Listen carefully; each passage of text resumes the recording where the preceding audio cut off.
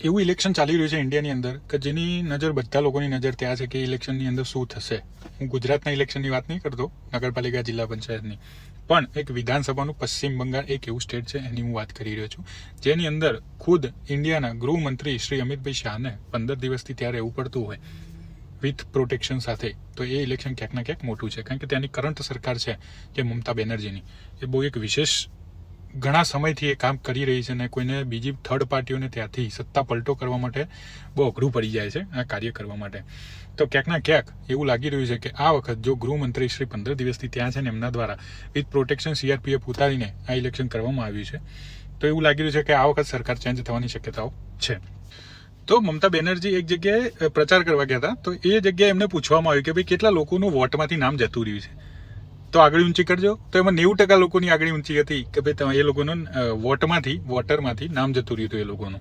এখানে যারা উপস্থিত আছে কার কার নাম কেটেছে একটু হাত তুলবেন। হ্যাঁ, এই ছবিটা ভালো করে তোলো তো।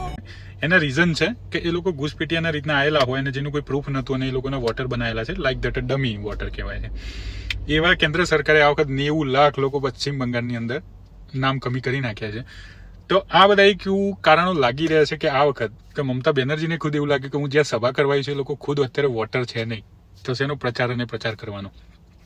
સાથે અત્યારે હાઈકોર્ટની અંદર એક વિશેષ ચર્ચા ચાલી રહી છે એની અંદર કે એક બાંગ્લાદેશમાંથી જે ઘૂસપેટીઓ આવે છે વાયા પશ્ચિમ બંગાળમાં, તો પશ્ચિમ બંગાળમાં 600 કિલોમીટર એક એવો એરિયા છે કે જેની કોઈ અત્યારે એના ઉપર કોઈ તાર ફેન્સનિંગ છે નહીં, એમાં ગવર્મેન્ટનો કોઈ કંટ્રોલ છે નહીં.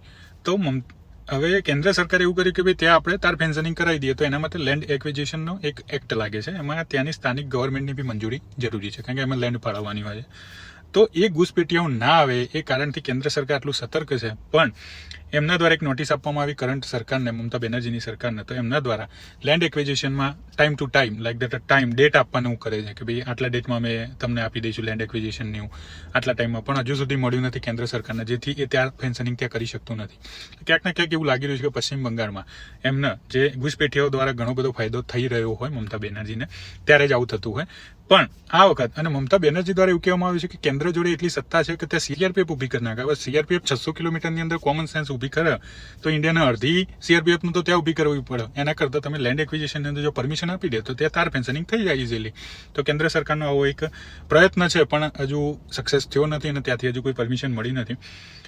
આવનારા સમયની અંદર એવું લાગી રહ્યું છે કે પશ્ચિમ બંગાળ સરકાર બદલવાની શક્યતાઓ છે. જય હિન્દ, જય ભારત.